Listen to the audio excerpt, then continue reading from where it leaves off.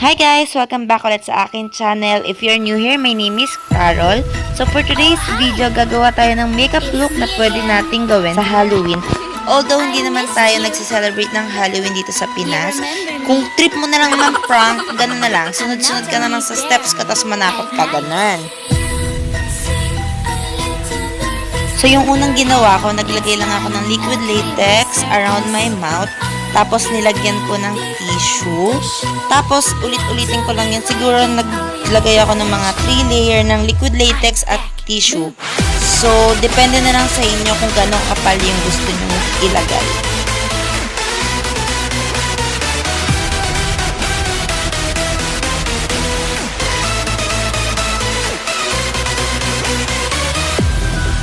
I control you just as in a game. Don't try to fight me back. You can't break me. Try it, and you shall see.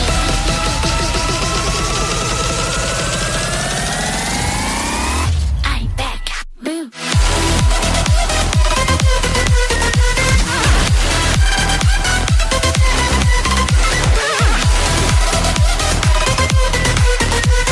Tapos gumamit lang ako ng blower para mas mabilis matuyo yung liquid latex at saka yung tissue. Tapos latex lang ulit.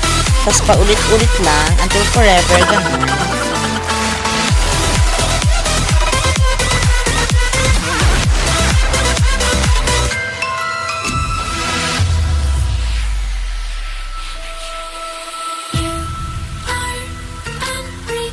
Tapos naglagay lang din ako ng mga cotton balls para mas kumapal pa yung ating props. Electric show, a darker flow. I won't let you go. I'm here.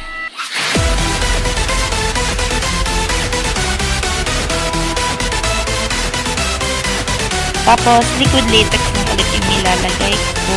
Paulit-ulit lang.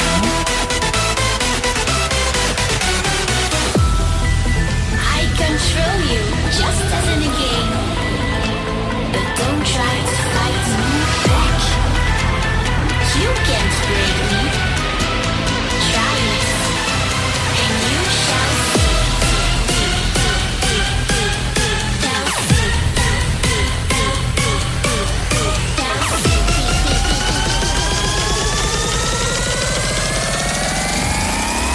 I'm back. Boom.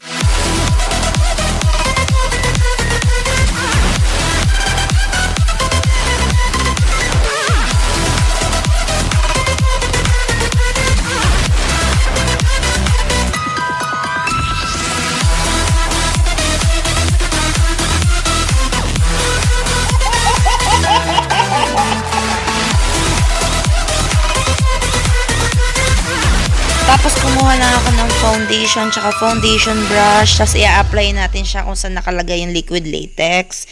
Kumuha din ako ng medyo ka-shade ko. So obviously, di ba si ate girl lagi na lang wrong shade. Kaya dalawang foundation yung ginamit ko. Isang dark shade tsaka isang light shade.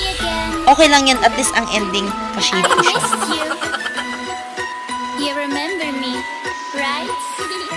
I'm not only there at night. Sing a little nervous in your head. It's like a creepy circus. Are you ready for Then syempre, isiset pa rin natin yung foundation. courage? I'm back. Boom.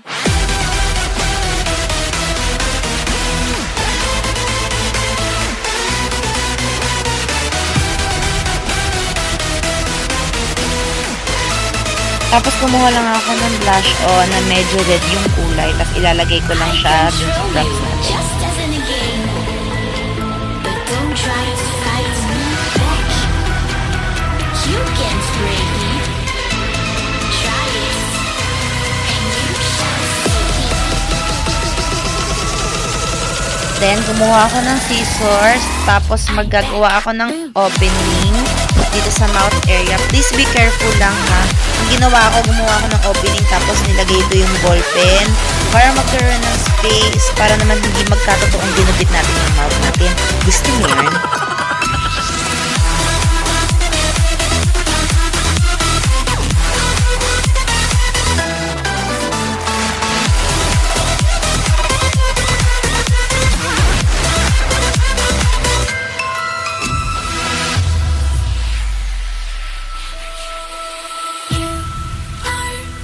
Please don't forget to subscribe, tapos click mo na rin yung ring button down below para ma-notify ka sa susunod kong upload. It's like a magic show, a darker flow.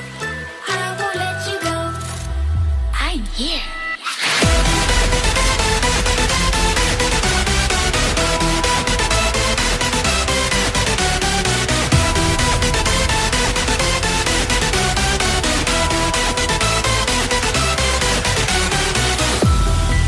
I control you just as in a game. But don't try to fight me back. You can't break me. Try it, and you shall see.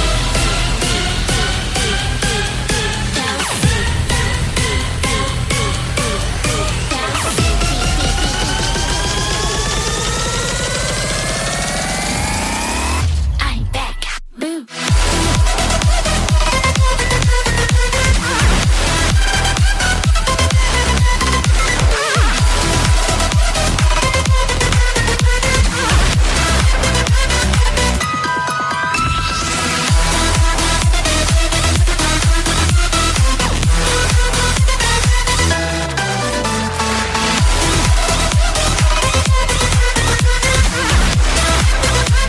Kumuha lang ako ng brush, tapos ng black na paint, tapos nilalagay ko sa mouth area.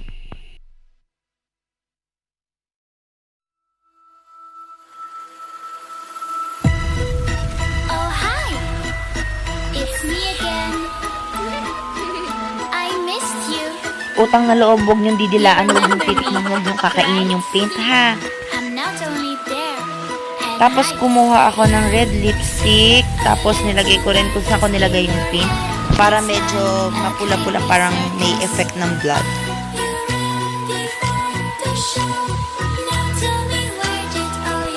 Tapos next step na gagawin ko, kukuha lang ako ng tali, tapos tatahiin ko yung taas tsaka baba, tapos paulit-ulit lang ng ating liquid latex at saka yung tissue. Nagawa ko siya off-cam kasi nahirapan akong tignan sa salamin ng camera. Takot ako baka matahik yung bibig ko. Pero yun lang naman yung ginawa ko. Tapos pinahid ko sa mukha ko yung fake blood na nabili ko sa Shopee. Lagay-lagay lang, tapos effect-effect ka lang dyan. You can't break me. Try it, and you shall see.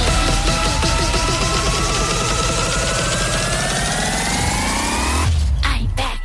Boo.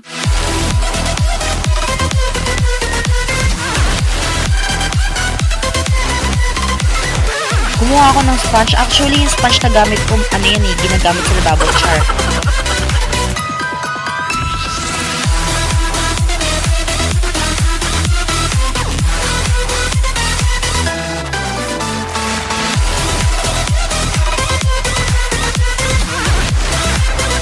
Tapos kinalat ko sa neck area kasi 'di ba wala naman siguro tinahian ng bibig na hindi dumudugo. Ayan, effect ka lang diyan. Kung gusto mo ipaligo mo, ganun. You are pretty scared. It is like a magic show, a darker flow. I won't let you go. I'm here. Are you afraid of the dark? Are you scared? You know, I am you.